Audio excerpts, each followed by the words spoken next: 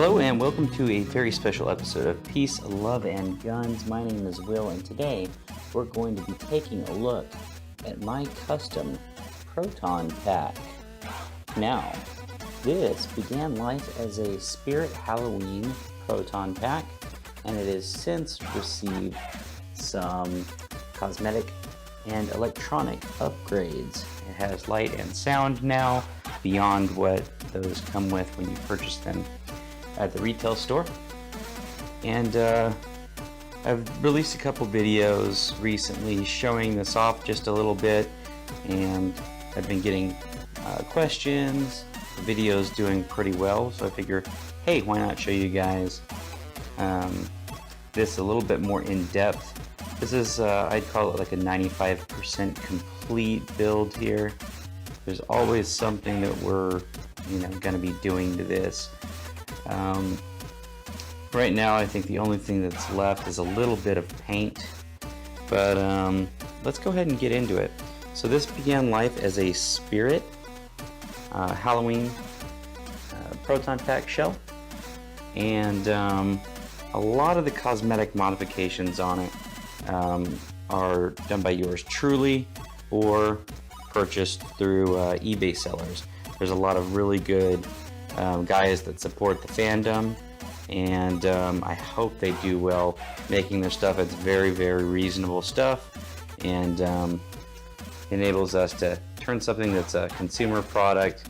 I think these go for like $80 or something like that, and take it and then really kind of take it up a notch. So this unit, when you get it from Spirit Halloween, it's going to be very plain in that it's not going to have the weathering on it that you see. It's going to be a standard black plastic. It's going to come with a much smaller ribbon cable.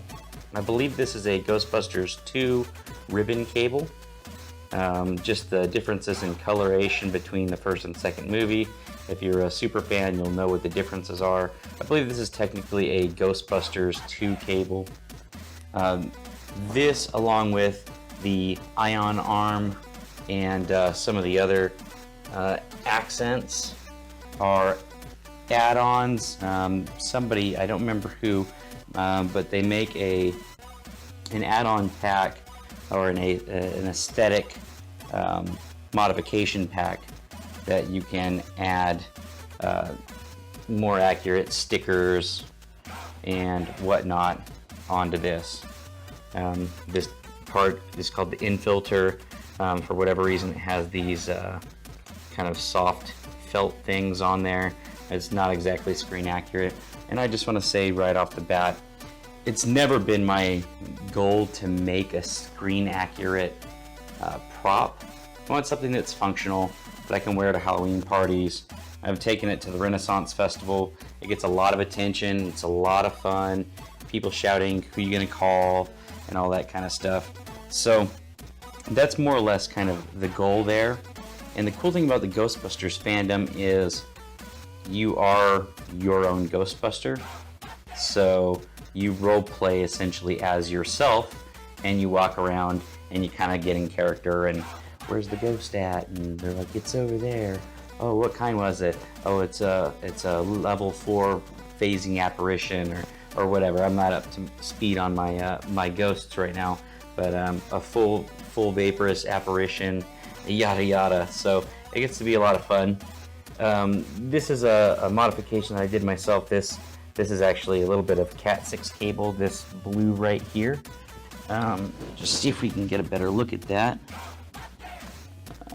So in the screen accurate props, there would be another little bit of wire loom coming down here, and then a blue cable that would go right alongside a little bit more wire loom and into the pack. The Spirit one is inaccurate in that regard, so I made it a little bit more accurate by poking a hole with a soldering iron. That's a really good way to go about getting holes inside of stuff. I used it a lot in this build, and I've went and hot glued in, put a little knot of this Cat6 cable hot glued in. The color's not 100% representative of a screen accurate prop, but it is what it is, and it's custom to myself, the Ghostbuster, played by yours truly. And so I poked another hole with soldering iron and crossed the wires, crossed the strings, if you will, because I feel like it gives a little bit of visual flair there. I've seen other people kind of do something similar to this or do that. So this area of the pack that goes over the cyclotron, a little bit of reflective tape from the home despot will make it do that. And I think it's just kind of cool when you look at the whole picture here. I put a little bit of kind of a rust looking, kind of a coppery metallic dry brushing. Dry brushing is your friend when you weather these things and you kind of want to make them look a little bit used. It's really popular for people to get a spirit pack and get crazy with a paint pen, and you can get some good results with a paint pen, but you've got to be very, very delicate with it. I mean, you might see this and think that might be a little heavy-handed. Not sure how well that's going to come across on the camera, but there's a little bit of that copper brush stroked in there, and these are not difficult painting techniques. I've painted a little bit of miniatures and stuff in my time. Dry brushing is super easy, guys. You put a little bit of paint on the paper towel, dip your paintbrush inside the paint, and then kind of get most of it off the brush onto a paper towel, and then very lightly just almost dry brush that paint on. That's why they call it dry brushing. And you get very nice kind of little almost scratchy looking marks. You can use it if you're using the tips, the bristles, maybe it's a little bit wetter. You can get good little kind of almost scratchy bits, or you can just kind of hit that edge. Now this is all acrylic paint, pretty much. There's some Games Workshop bolt gun metal and like a Vallejo copper. You can use the Apple brand kind of garbage, $2 for a little pot of acrylic paint from Walmart. A lot of the paint that's on here is that, and just very lightly dry brush it on. Take your time. If you don't like it, have a wet paper towel and just wipe it off, and go work on a different spot while that stuff dries. And don't go crazy with the paint pens. And yeah, like you see down here, I don't really have a whole lot of weathering down there. Of course, it is kind of shielded. You know, if we drop this on the concrete fighting a ghost or whatever, you know, this might not get damaged by, you know, hitting the concrete because it's kind of shielded between these two pieces. So you kind of want to think about areas that protrude, hit it with a little bit of dry brushing, and you can see I've got a little bit going on here, and then on these little guys, capacitors or whatnot. The real Ghostbusters fans are going to eat me alive because I don't know all the pieces. I'm sorry, I'm kind of a newbie. Again, there's sticker packs out there where dudes will print off whole sticker packs. Typically, you have to cut them out. There's some that are better than others, but you can get these relatively cheap. Dudes have done the homework. They print them out the right size, and you know, screen accurate, and you put them on. But you do have to kind of cut them out with a hobby knife or whatnot. I've done a little bit of weathering up onto the fins or this heat sink on the Neutrona wand, and then I chose to go with kind of a brown. Come on, guy. Let's see if I can. Excuse me. I chose to go with kind of a brown, kind of wooden handle. It doesn't look like wood 100%. It's a work in progress. I just kind of went along it with the acrylic paint, and some of it has rubbed off, which kind of gives it a weathered look, and I'm rather fond of it. I think it works just fine. Now the wind itself does have a little bit of the weathering on there. Goodness. It does have a little bit of weathering and paint on there, but I have more work to do on this thing. The electronics were a mess. When I first did this, I was kind of doing my own thing for the electronics, and then I wound up getting SpongefaceMcGee's LED light kit for the pack, and then afterwards, later on down the road, I wound up getting a soundboard as well as the wand lights kit. So the wand lights that were in here, we wound up getting swapped. So I've got little doodads that are still, I have a little cutout there. You're going to do a lot of cutting. Helps to burn through it with the soldering iron, and then you've got little kind of crappy, like charred edges you can kind of cut with a hobby knife. I do a lot of just carving out stuff, but you can see where I had switches and stuff. This one's not functional anymore, but I'll go ahead and walk you guys through the functionality of this here in a second.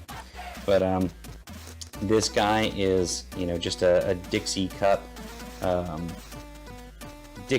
dispenser holder hook, and I just have one mounted here, the opposing side to it. You can get that on eBay. I think they overcharge for them because they know that people are making props, but there are different ways to do this. The way this comes from the factory, there's a little peg, and I cut that off and kind of melted it with a soldering iron. You can kind of see what that looks like. But it does not hold well, and if you go to a anime dance party at your local cool little club, Numbers in Houston, you'll have that falling off on you all the whole time, and you do not want that when you're on a dance floor, when you're trying to find ghosts at the anime dance party. But yeah, so that's that. Again, you've got a little clippered sticker for the little clippered valve there. So this is a spirit blaster that has been modified with both the wand light kit as well as the SpongefaceMcGee ion tube, which is an acrylic plastic tube. It's got a 3D printed trigger tip, as well as the little red cable or line there. It does not look that good stock. It's just a white plastic tip. It's a little bit shorter. Yeah, so that pretty much sums up the wand. You can see I've got more painting and stuff I need to do. That little divot that's got kind of the gray, that's JB Weld. JB Weld has been used in excess on this build because JB Weld, it hardens very well. It's a steel epoxy, and I love using it. So I need to kind of smooth that out and make that one solid surface again, and then paint over it. But goodness gracious, that cut out on me. Okay, here we go. Okay, so where was I? I was asked recently how I wired the wand to the pack, and that's kind of a two-part question. One, you have to have the right electronics kits. SpongefaceMcGee is the person that I bought the kits through.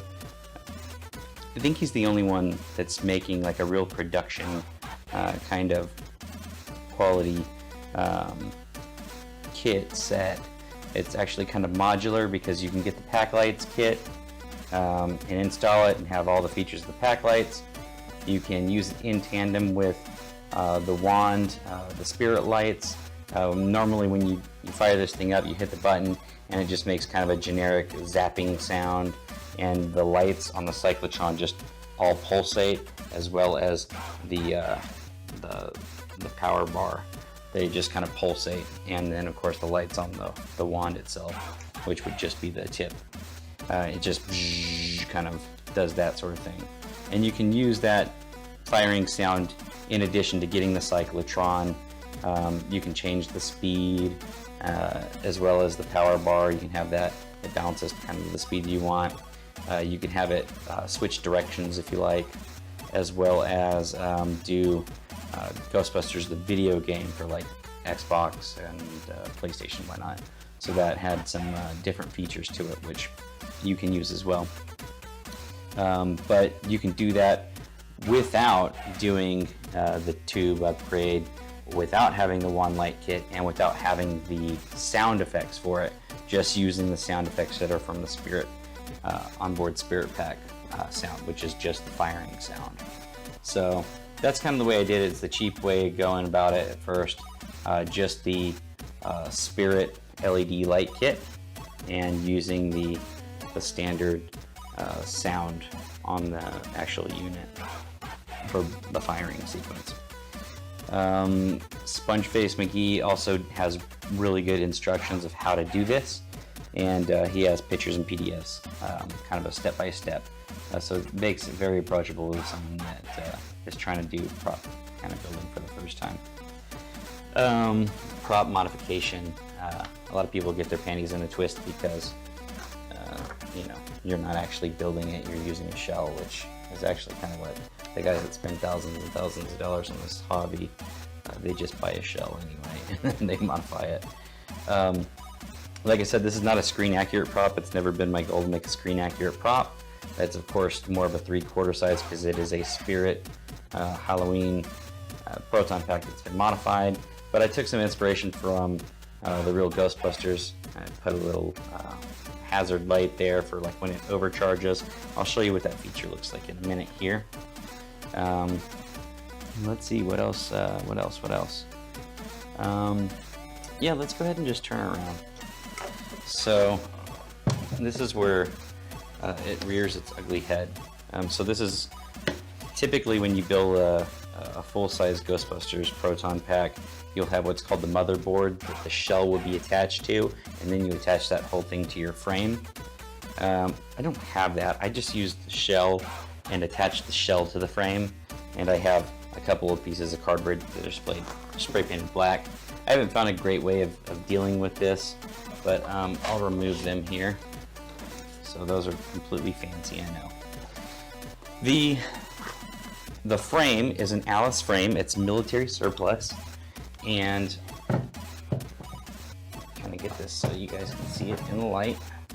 There we go. It's a standard Alice frame, military surplus. I think it costs you about $60 or something like that, maybe. It's got good hardware. It looks like the movie one, that nice olive drab. This is AC line insulating foam. It comes in like a little roll or a little wrap. Cut it to fit. I doubled it up and put zip ties on it. From this angle, it looks kind of shabby. From this angle, it looks more or less like it should in the movie. Got to make sure this is still recording because you guys left me last time. You left me hanging. The camera died. But the Alice frame costs probably $60, $70 or something like that. And then it's actually mounted to the pack using I believe it's another SpongefaceMcGee setup. You can see that I've got a hole here. You actually have to drill this, so you need a metal drill bit. Super easy, get one from Home Depot. You drill through here. There's molded into the plastic in the Spirit pack. There's actually what looks to be like a fake screw here, and you just kind of use the center of that, drill through it, and dig in the hole with the proper drill bit. And then the kit comes with this hardware piece as well as the screws, bolts, and you can see, yeehaw! Use my foot. You can see this is that piece here, and you get one for each side. And then there is also this metal piece right here, which attaches to the whole unit. There's actually kind of a two-piece unit, a top and a bottom, and they're held together by this piece right here normally. So you replace it with the stock unit with this, and then it also serves as a mount, and you can see that metal piece goes to right there, and it screws into the middle part of the frame, which again, you have to drill that out. A little bit of water on the drill bit as you cut, or a little bit of any kind of oil really. Lubricate that and drill through it. You'll be just fine. So this is what it looks like on the inside of my pack. It's very messy. This is the battery that I got for it. It's just a big old honkin' battery pack. I got it off of eBay. This is a 12.6 volt battery. Max charge current is 3 amps. It is a 12,000 milliamp hour battery, so it has a lot of chooch in there.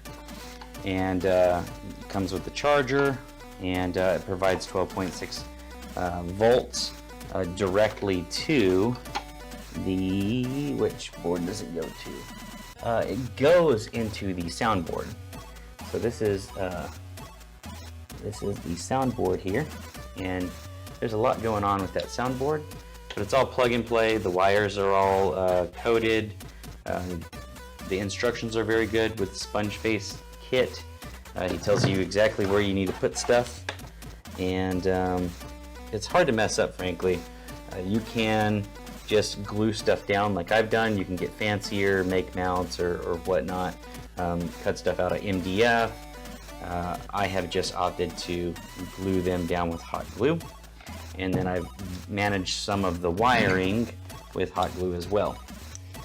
Coming off of the soundboard here and going this way, I've got a knob that goes to the outside of the pack here. It's unfinished. I could put a little knob there. Again, not screen accurate. And this is to control the volume of the sound effects. I've got the speaker here. The speaker is inside kind of a speaker box that is made up of lots of hot glue and cardboard, and it's kind of sealed in there, and I found that kind of gave the bassier kind of response when it amps up and it rumbles. This did not come with the sound kit, but he does sell a kit that in fact has a piece of MDF cut out exactly for the shape of the pack, and it's got a nice little oval speaker that's, I imagine, probably sounds even better than mine because he recommends it with it, and so there's that. The soundboard connects to the Packlights kit, so the Packlight kit sits behind the power cell over here, the power cell, and it's got the LED lights on it. I did have this rigged up to, so this is going up to that LED, kind of that warning LED. I did have this rigged up to a switch as a kill switch where this would have to be on, and this is kind of when they're in the elevator scene, and this actually doesn't exist on the real props, but I wanted that, hey, you know, turn me on, or whatever he says. Excuse me for not having the exact quotes, but switch me on, he says. And then Egon switches on the pack, and there's a hilarious moment ensuing, spoiler alert, where everybody backs away from the unlicensed nuclear accelerator. So that is the switch me on switch. It's kind of in the place where he would have switched it on, even though it doesn't exist in the real unit. And so you've got a potentiometer here. It's a little dial that you can use to change the speed at which the cyclotron lights cycle on the back, and the direction and what mode it's in. You can put it into what's called advanced standalone mode, and you can wire up your own lights and whatnot to your wand, which is pretty cool. And he gives you the pinouts for that, so you can make a cable with this. I did that. I actually sold them for a time until he came out with the wand lights kit, which is this here. And so you just plug in this connector, and or maybe I'm lying. I'm sorry, I'm lying. So this is the bundle of wires that goes to the lights on the cyclotron. When you get these, you do have to, they're scored boards, and you do snap these two boards off of this board. So they go on. It comes with the 3D printed little cups and these little white diffusers, so that the light, it doesn't look like there's an LED bulb back there. They look like they're kind of just glowing. And yeah, so those plug directly in to the assorted, get out of their wire, into their connectors. Yeah. So the original question that sent me doing another video of this was, how do you rig up the wand lights kit? Well, that's this here. So the wand light kit connects into the soundboard. They're all connected by at least one bundle of wires to one another. So this bundle of wires here, this connector just gets plugged in, and then it runs down here. You can see I've got a little bit of excess left, and I just got it managed with a little bit of painter's tape. It goes into the hose, and then all the way into the grip of the wand. I accomplished that by wrapping, you can see the connector here. Goodness gracious. So the connector,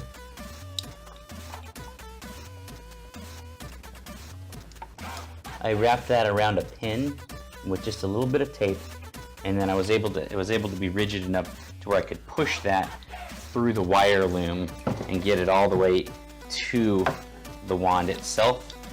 And then we have the same connector that you saw there is inside the wand, and that plugs into the board that you put inside the wand. That in and of itself is its own kind of little story. The wand will require quite a bit of modification if you do the wand lights kit.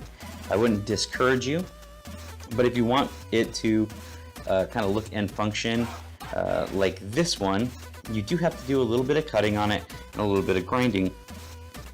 You can make it faster with a Dremel, and you can see this isn't perfect, but that's hollow down in there, which is kind of cool. I believe that the Matty wand and the new Hasbro wand, they have like clear plastic right here, which in the movie it's a grate that you can look down into essentially, and the light shines out of, if I'm not mistaken. But I started by using the sharp tip of the soldering iron, and I poked it down into the plastic and drug it across, and then I had a little kind of slit with some burn charred edges, and I cut the edges off with a sharp knife, and then I was able to use a square file and a round file, and then you just file it so that you get relatively parallel lines there, and then the round file to make relatively uniform round lines on the side, and then there you've got your grate. The board and the other pieces underneath here, there's an LED and a 3D printed cup. You can see the LED kind of shining there. There's a 3D printed cup down there that you glue in place.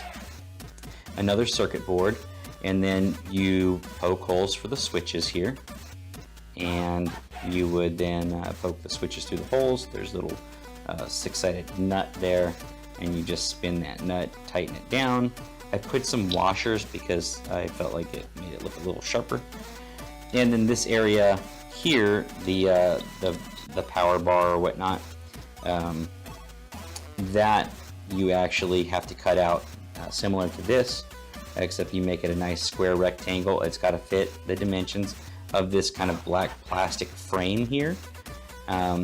And that's kind of a tunnel that leads to the board where the LEDs are at, and it kind of funnels that light to this sheet of plastic right here, and there's like a rigid, or a set of ridges on that plastic, kind of like those weird rulers you used to look through, and it makes everything look funny. It's that, so that it spreads out the lights and makes it look like that kind of horizontal bars. You of course poke the holes for the other lights here, poke the hole for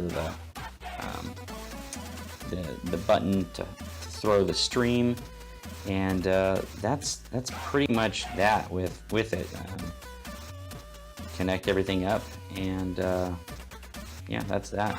The tip on here, it's got a nice little LED, multicolor LED. It shows green, orange, and white, just depending upon what mode you're shooting and how long you're shooting in and whatnot. And that's pretty much that. Let's see, what else can we think of to show you about this?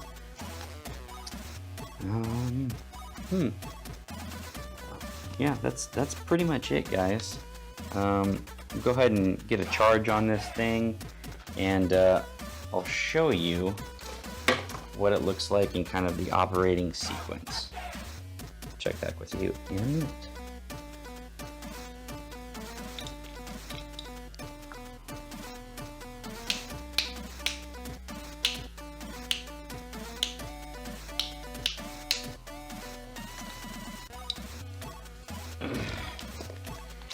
Okay, so I've got a semi-charged battery here.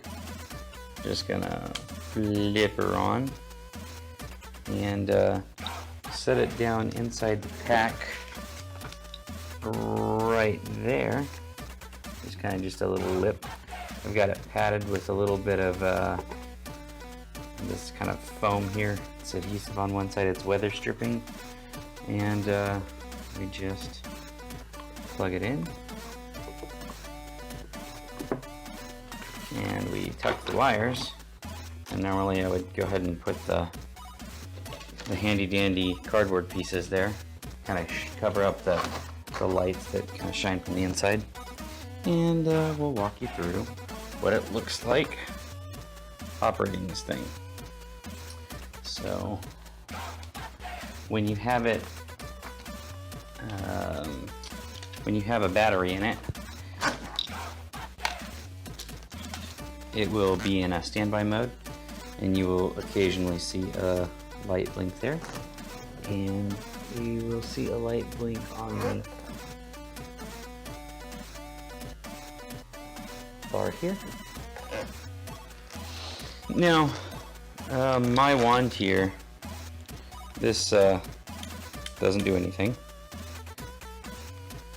and you've got two switches. So if we flip this switch on, it goes into its initiation sequence, and then we have the power bar that goes up and down, and the cyclotron spinning. And this is kind of a standalone, or I'm sorry, this is kind of the standby mode from the movies. So we don't see the power bar here on the wand. We just kind of have this blinking light. Kind of think it's a standby light or whatnot. And if we flip this switch, we'll get the cycling power bar there. Now in the movie you hear the rumble and the whine of the cyclotron spinning up for the first couple seconds, and then it turns off. If you want that use case, there is a small pin on the inside of the pack here. It's this red pin. You can take that out and retain it. You can just put it on one of the pins. It crosses two pins there, and it will cease to hum while it's on. We can put it back into that standby mode by flipping the bottom switch back down. And notice our cyclotron is still on. We can go around and do our paranormal investigation. And yeah. So if we shoot it in this mode, what you're going to notice is that it's going to shoot without any sort of overloading. So this is the functionality that we see in the movies. They basically can shoot as long as they want without having it overcharged. That's a feature that was put in as a mechanic in the Ghostbusters, the video game. So what we see in the film is they kind of draw it and they flick their switch, and then when they get ready to bust, oops, pressed the wrong switch. So they turn the unit on, the unit powers up, and then when they're ready to shoot, they flip that switch, that light comes on, it kind of illuminates Dan Aykroyd's face, or whoever's using it. You'll see that kind of illuminate their face a little bit, and then we can shoot to our heart's content.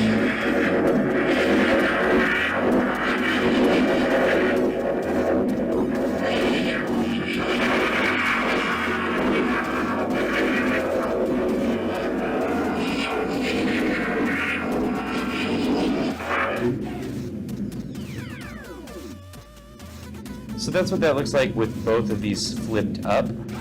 If I flip the top one down and we turn that off, it's kind of in a Ghostbusters the video game kind of mode. You'll also notice that the wand will do more, it'll do flashes of light when you shoot.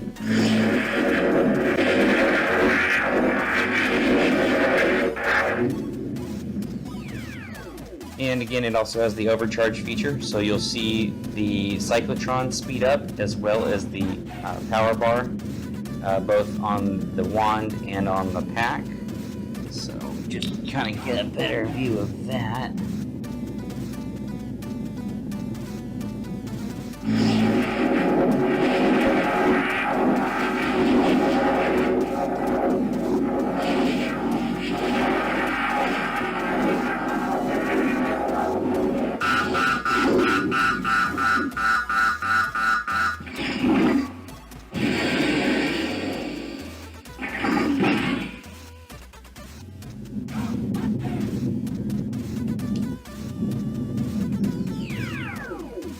And the video may not do it justice, but that is really loud. My neighbors probably hate me right now. I could turn it down, but that wouldn't be any fun, right? So that's that. So if we have it flipped up, it's Ghostbusters, the video game kind of functionality. Flip the second one up, the lights inside the vent turn on. I kind of rationalized that like it's venting as it shoots, so it doesn't overload. So that's kind of cool. That's the functionality there. If we just flip this up, it'll turn on and it'll go right into standby mode and not have the hum going on. Now we can actually change the functionality of the standby mode. If we press and hold the fire button for a second, it'll go into an alternate standby mode, which is also seen in the movies. And you'll notice that we have our power bar cycling on there. And we can go back to the other way. So whichever standby mode you like better, you can have that. And when it's in this mode, that light's on. When it's in this mode, that light blinks. So that's kind of cool. Now there is alternate features, but in order to get at it, I have to remove the bottom piece of this unit. There's sound effects from Ghostbusters the video game. You can switch it into a slime pack mode where the light on the cyclotron will be green, and it'll have green shooting out light effects at the tip of it there on the wand. If you guys want to see that, do please let me know. Like to have you subscribe. For those of you that watch my normal content, this is Peace, Love, and Gun, so sometimes it's not going to be gun oriented. That's where the peace and the love comes in. And I do love me some Ghostbusters. Definitely hit the like button, leave us a comment if you have any questions. And is there anything else I need to show you guys? Oh yeah, it also has this handy button when it's in standby. If you hit the fire button, just tap it. It'll play copyrighted music, and then the video will get demonetized immediately, and I'll get a copyright strike on my YouTube channel. So we're not going to do that, because that's what happened on the last video. So guys, I hope you've enjoyed this video, and like I said, you know, I ain't afraid of no ghost, and you know, who are you gonna call? Have a good one.